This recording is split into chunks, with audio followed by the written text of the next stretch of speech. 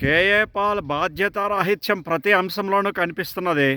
అతడు దేని గురించి మాట్లాడినా, ఇండియా పాకిస్తాన్ వార్ గురించి మాట్లాడినా, ఆఖరికి ప్రవీణ్ కుమార్ మరణం గురించి మాట్లాడినా, లేదా దేశంలో ఉండేటువంటి శాంతి భద్రతల గురించి మాట్లాడినా, లేదా జనసేన గురించి మాట్లాడినా, లేదా తెలుగుదేశం గురించి మాట్లాడినా, రేవంత్ రెడ్డి గురించి మాట్లాడినా ఏదో రకమైనటువంటి ప్రేలాపన చేస్తూ ఉంటాడు.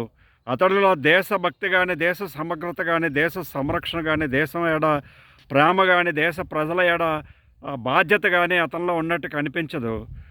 భారతదేశంలో జరిగేటువంటి అంశాలన్నింటినీ తను ఒక్కడే బాగు చేయగలడని, యుద్ధాన్ని ఆపేయగలడని, ఒంటి చేత్తో ఏ అంశాన్నైనా సరే పరిష్కార మార్గాన్ని చూపగలడనేటువంటి బిల్డప్లు ఇస్తుంటాడు. ఇతన్ని తక్షణమే బ్యాన్ చేయాలి. సోషల్ మీడియాకి కానీ లేదా వార్తల్లో కానీ అతని గురించి మరి ఎందుకు వార్తలు పట్టించుకుంటారో తెలియదు.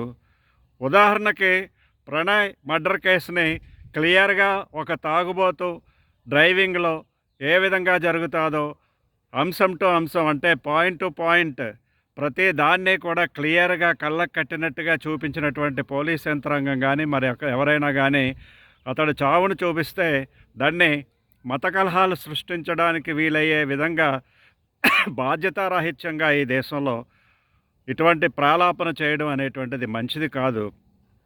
అయితే ఇంతకాలం కేఏ పాల్ అనేటువంటి వాడు ఇంత ఫ్రీగా ఎలా తిరగలుగుతున్నాడు, చిన్న చిన్న ప్రాంతాలు కూడా వెళ్ళి సురక్షితంగా ఎలా బయటపడగలుగుతున్నాడు?